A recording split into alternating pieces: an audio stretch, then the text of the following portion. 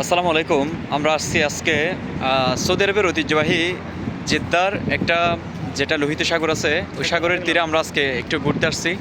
আমার পিছনে দেখতেছেন সবগুলা সৌদি আরবের জাতীয় পতাকা, যেটাতে লেখা আছে লা ইলাহা ইল্লাল্লাহু মুহাম্মাদুর রাসূলুল্লাহ।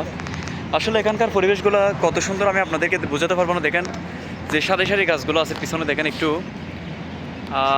সামনের ক্যামেরা তো আসলে পুরোপুরি আসতেছে না। আমি এখন একটা ঐতিহ্যবাহী মসজিদের সামনে কিন্তু দাঁড়িয়ে আছি। আমি মসজিদের সামনের অংশ গিয়ে আপনাদেরকে ভিডিও দেখার জন্য চেষ্টা করবো ইনশাআল্লাহ। আপনার সাথে থাকেন। আমার পাশে আছে আমার বন্ধু, উনি হচ্ছে নেপালের নাগরিক আমিরুল মনসুরি, বুঝছেন। তো আমি আপনাদেরকে আমার সামনে যে মসজিদটা আছে ওটা সুন্দর করে দেখানোর জন্য চেষ্টা করবো ইনশাআল্লাহ। আমি আপনাদেরকে বলছিলাম একটু মসজিদের সামনে থেকে আমি আপনাদেরকে ভিডিওটা দিব। এখানে এত সুন্দর একটা মসজিদ, আসলে জেদ্দার মধ্যে আছে মোটামুটি অনেক সুন্দর সুন্দর মসজিদ আছে। এটা হচ্ছে লোহিত সাগর, আপনারা দেখেন আমাদের পাশে কিন্তু এটা হচ্ছে সাগর, সাগরের পাশে কিন্তু এটা মসজিদ।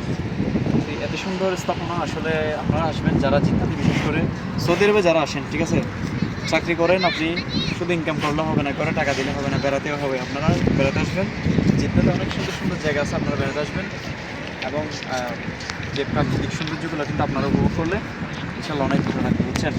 তো আমি আপনাদের সাথে যুক্ত হয়েছিলাম সরাসরি লোহিত সাগরে।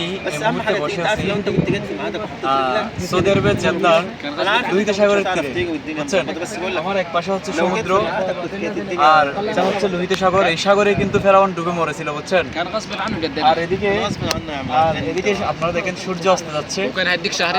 এখানে প্রাকৃতিক আবহাওয়া, বৈরী বাতাস, কি মানে আনন্দ দেয় আমাকে, আমি বোঝাতে পারবো না আপনাদেরকে।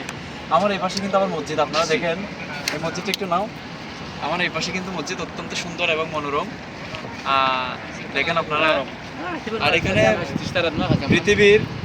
পৃথিবীর বিভিন্ন দেশ থেকে একটু পানিগুলো নাও,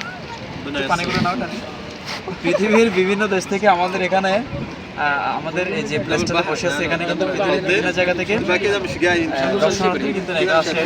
আমার পাশে দেখেন আপনারা, আমরা জানি না, বুঝছেন, আরবি ভাষায় কথা বলতেছে। তো আমরা এখানে আসছি, আমাদের অনেক ভালো লাগতেছে, বুঝছেন। আপনারা যারা সৌদি আরবে আসেন আপনারা একটু বেড়াতে আসবেন, এখানে আসতে দেখবেন এখানে মন দিলে একদম ফ্রেশ হয়ে যাবে, যেটা বাস্তবতা। এই মুহূর্তে কিন্তু সূর্য অস্ত যাওয়ার পথে প্রায় সন্ধ্যা 7টা বাজে। আমরা এখনো এখানে বসে আছি, ইনশাল্লাহ আমরা কিছু